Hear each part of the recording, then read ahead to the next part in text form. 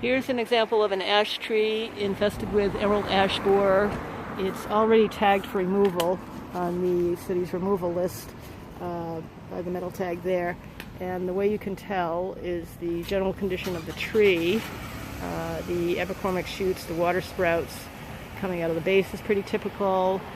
Thinning canopy like that. All of which can happen to ash trees dying from other causes, but this is the sure sign here, the D-shaped exit holes that the beetles make when they emerge in early summer. They're all up the trunk here. Typically the crowns die from the top, and so when you can see the D-shaped holes at eye level, the tree is pretty far gone. And on this tree, they're actually pretty low. There's one there, there. This is about 2 feet off the ground here, and even lower. There's some down here, 2 right next to each other. And what's happening is that the larvae, beetle larvae, are making channels underneath the bark here, so they're disrupting the tree's circulation system, and the tree just dies. And the shoots here are a typical response to tree stress.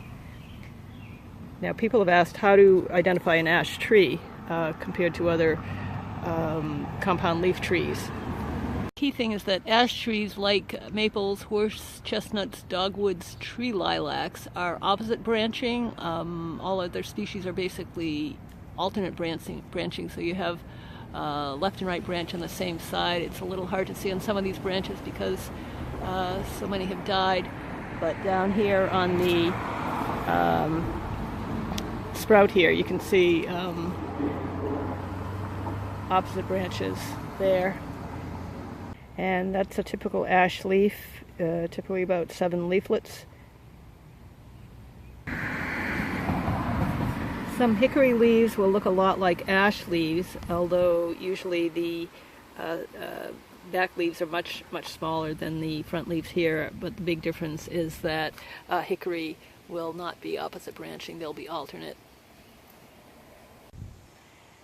And for contrast, here are a couple of mostly healthy ash, the one on the right on Cheesecake Brook, and the one on the left, 35 diameter inch trunk.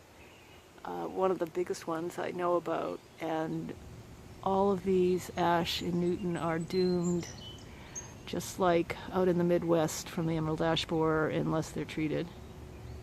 And there's another super ash, not the bright leaves in the foreground, that's a Nori maple, but the larger tree in the background. It's in a private yard, so they could choose to treat it for emerald ash borer if they wanted to, and if that were my tree, I definitely would do that.